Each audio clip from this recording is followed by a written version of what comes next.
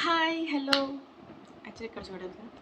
Hi hello welcome to my channel the మా journey in Singapore.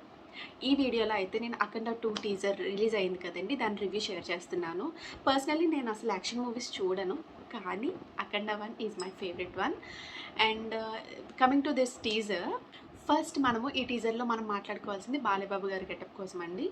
అసలు ఎవరు చేస్తారో ఆ మేక్ ఓవర్ పర్ఫెక్ట్గా సెట్ అయ్యింది అసలు. అందరూ అంటారు కదా బాలయ్యబాబు గారిని గాడ్ ఆఫ్ మాసెస్ అని. ఈ గెటప్ చూస్తే అది పర్ఫెక్ట్ అనిపిస్తుంది అనమాట. ఆ గెటప్ వేసుకొని అతను నడిచొస్తూ ఉంటే ఆయన ఒక సింహంలా కనిపించారు నాకైతే. అండ్ బాలయ్య బాబు గారి మేక్ ఓవర్ గురించి మాట్లాడుకున్నాము కదా, ఇంకొక లుక్లో కూడా మనకు కనిపించారు. యాక్చువల్లీ బాలయ్య బాబు గారు ఎప్పుడు ఒరిజినల్ హెయిర్తో కనిపించారు, ఇందులో అలా కనిపించారనమాట.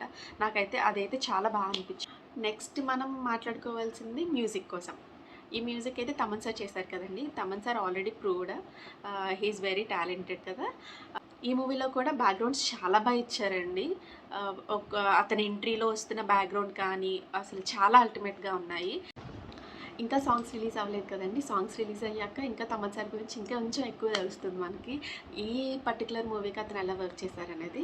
ఇకపోతే మనం డైరెక్షన్ గురించి మాట్లాడుకుందాము. డైరెక్షన్ గురించి అసలు చెప్పనవసరమే లేదు. బోయపాటి గారు already talented and visionary director, మనకు అందరికీ తెలిసిందే. అసలు ఈ మూవీలో కూడా చాలా బాగా డైరెక్ట్ చేశారు అనిపిస్తుంది. టీజర్ చూస్తుంటేనే మనకు అర్థమైపోతుంది. ఈ టీజర్లో విజువలైజేషన్ కూడా చాలా బాగుంది అండ్ ఏఐ కూడా యూస్ చేశారు అనిపించింది.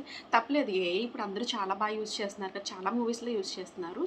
సో ఇందులో కూడా యూస్ చేశారు. సో ఫైనల్లీ బోయపాటి గారు, తమన్ గారు, బాలయ్య బాబు గారు కలిస్తే ఇంకా అఖండ తాండవమే అనమాట.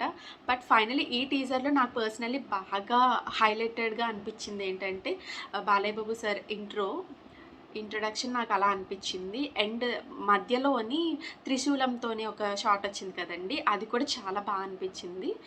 ఇంతకీ విలన్ ఎవరంటారు? ఈ మూవీ రిలీజ్ అయితే 25th సెప్టెంబర్ అంటున్నారండి. అది దసరా టైం కదా. యాక్చువల్లీ అది చాలా మంచి డేట్. ఆ 10 days హాలిడేస్ ఉంటాయి కాబట్టి చాలామంది వెళ్ళి చూడడానికి అయితే అవకాశం ఉంది. సో వాళ్ళు మంచి డేట్ని అయితే ఎంచుకున్నారు. ఈ సినిమా అయితే 150 crores బడ్జెట్తో చేశారు కదండి, ఈజీగా క్రాస్ అయిపోద్ది. మన బాలయ్యబాబు గారికి ఉన్న క్రేజ్ అలాంటిదన్నమాట. సినిమా గురించి నేను కూడా చాలా వెయిట్ చేస్తున్నాను. కాకపోతే యాక్షన్ ఎక్కువ ఉంది కాబట్టి, బ్లడ్ ఎక్కువ కనిపిస్తుంది కాబట్టి పిల్లల్ని అయితే అలో చేయరు ఇక్కడ.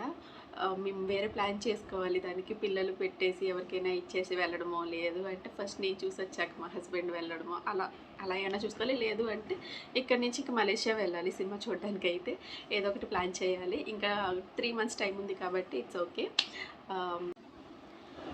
నా రివ్యూని అయితే నేను ఇలా షేర్ చేశాను. ఈ వీడియో మీకు నచ్చినట్టయితే లైక్ చేయండి, సబ్స్క్రైబ్ చేయండి నా ఛానల్ని. Thank you.